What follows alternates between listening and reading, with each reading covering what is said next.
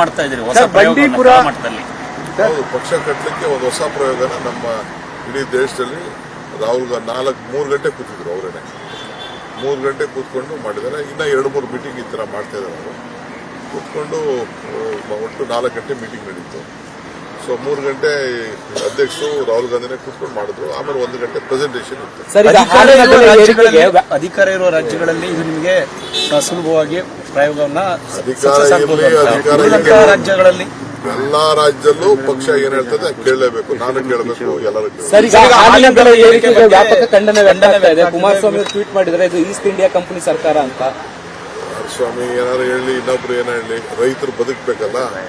ಕುಮಾರಸ್ವಾಮಿ ಹೇಳ್ಬಿಟ್ಟು ಫೀಡಿನ ಬೆಲೆ ಕಡಿಮೆ ಮಾಡಿಸ್ಲಿ, GST ಕಡಿಮೆ ಮಾಡಿಸ್ಲಿ, ಟ್ಯಾಕ್ಸ್ ಕಡಿಮೆ ಮಾಡಿಸ್ಲಿ, ಪೆಟ್ರೋಲ್ ಡೀಸೆಲ್ ಬೆಲೆ ಕಡಿಮೆ ಮಾಡಿಸ್ಲಿ, ಫೀಡ್ ಬೆಲೆನೂ ಕಡಿಮೆ ಆಯ್ತದೆ. ರೈತ ಬದುಕಬೇಕಲ್ಲ. ಅಲ್ಲ ಸರ್, ಬೆಲೆ ಏರಿಕೆ ಆಗುತ್ತೆ, ಆ ದುಡ್ಡು ರೈತರಿಗೆ ಹೋಗಲ್ಲ, ಸರ್ಕಾರ ಯಾರು ಹೇಳಿ ಯಾವ ಸರ್ಕಾರ? ಅವ್ರಿಗೆ ಕುಮಾರಸ್ವಾಮಿಗೆ ಹಂಗಾರೆ ಈ ಹಾಲಿನ ವ್ಯವಸ್ಥೆ ಇದೇ ಗೊತ್ತಿಲ್ಲ. ಅವ್ರ ತಮ್ಮನ್ ಕೇಳಿ ನೋಡಿ ಗೊತ್ತಾಗ್ತದೆ. ಅವ್ರ ತಮ್ಮನ ಅಣ್ಣ ಅವ್ರ ಅಣ್ಣನ ಕೇಳಿ ನೋಡಿ ಗೊತ್ತಾಗ್ತದೆ ಎಲ್ಲಿ ಸರ್ಕಾರಕ್ಕೆ ಹೋಗ್ತದೆ. ಇದು ಕೋಆಪರೇಟಿವ್ ಇನ್ಸ್ಟಿಟ್ಯೂಷನ್, ರೈತರದ್ದು ಅದು.